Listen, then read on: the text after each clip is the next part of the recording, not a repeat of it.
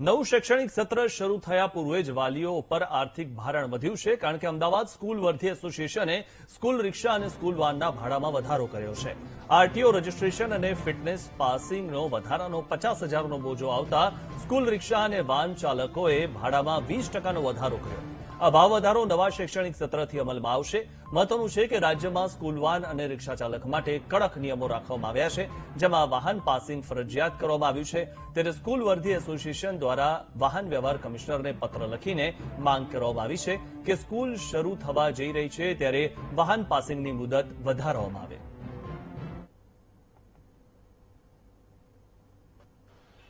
દર 3 વર્ષે અમારા સ્કૂલ વર્ધીના ભાડામાં વધારો થતો હોય છે।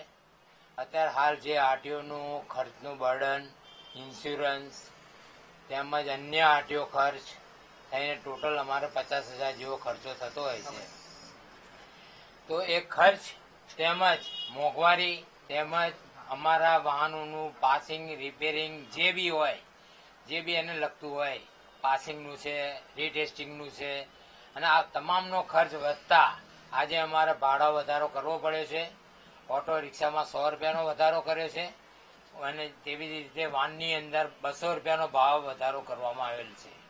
જે મિનિમમ ભાડું, જૂનું ભાડું 2021માં અમે જે જાહેર કર્યું હતું કે ઓટો રિક્ષામાં 650 રૂપિયા એની 1 કિલોમીટરના, એની જગ્યાએ હવે 1 કિલોમીટરના 750 રૂપિયા થશે અને પર કિલોમીટરે 100 રૂપિયા વધશે। ધારો કે કોઈ 5 કિલોમીટર દૂરથી બાળક આવતું હશે ઓટો રિક્ષામાં તો એને 1150 થી 1200 રૂપિયા ભાડું ચૂકવવું પડશે। એવી જ રીતે વાનમાં મિનિમમ ભાડું 1 કિલોમીટરનું 1000 રૂપિયા છે, એમાં 200 રૂપિયા વધશે એટલે અત્યારે જે 1000 રૂપિયા હતા એની જગ્યાએ 1200 રૂપિયા થશે। 1200 પછી પર કિલોમીટરે ભાડું વધતું જશે એટલે બીજા કિલોમીટરે 1400 રૂપિયા થશે। એવી રીતે 5 કિલોમીટરે જૂનું ભાડું 1800 રૂપિયા હતું, હવે 2000 રૂપિયા થશે।